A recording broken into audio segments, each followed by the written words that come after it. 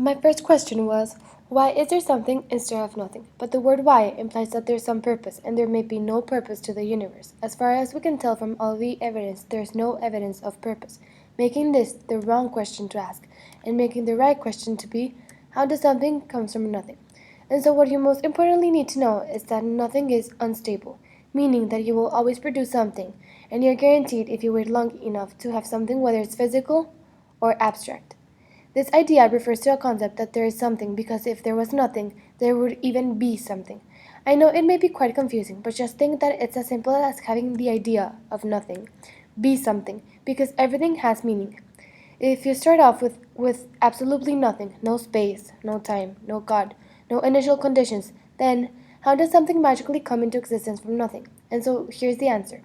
Quantum mechanics is the definition of the universe itself, and so when it combines with relativity, it allows something to come from nothing, meaning that when we apply quantum mechanics to gravity, space itself can be created from nothing by its effects, turning out the universe to perhaps be the worst of all universes for the long-term future of life, denoting that in the far future, universe becomes dark, cold, and empty, and life will and nothing will once more supreme. These two words, something and nothing, are apart yet rational to each other, separate yet bonded, antithetical yet connected. And yet, everything we see is just a 1% bit of cosmic pollution in a universe dominated by dark matter and dark energy. And even if you get rid of all the things in the night sky, the stars, the galaxies, the planets, the universe would be largely the same.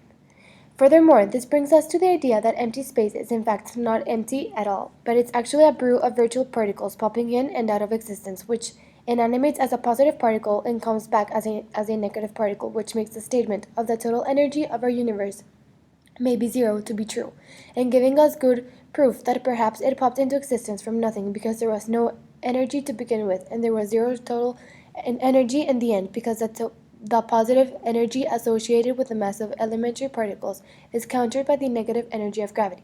And if you do the math, you find out that the total sum of matter in the universe can cancel against the total sum of negative gravitational energy, yielding a universe with zero, or close to zero, net matter in a time scale so short you can't see them.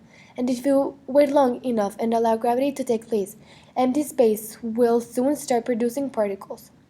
Dominant energy in the universe resides in empty space, and that's changed everything. In fact, it helps point the possibility that the universe arose from nothing, because since space and time pop into existence, time itself pops into existence, and therefore they may have been known before. Some might say empty space isn't nothing, but if quantum mechanics apply to gravity, then space and time themselves become quantum mechanic variables. And so whole universes in space and time and matter and energy can pop into existence without violating any laws of physics. But empty space can actually contain energy and can produce enough particles to account for all 100 billion galaxies in all. Of course, if you say that we exist because something else created this and then something else created that, you're always looking for one more thing that made that, but I think that there's one kind of object that was not created, and it is a mathematical object known as a cube. This concept clearly exists outside of space and time.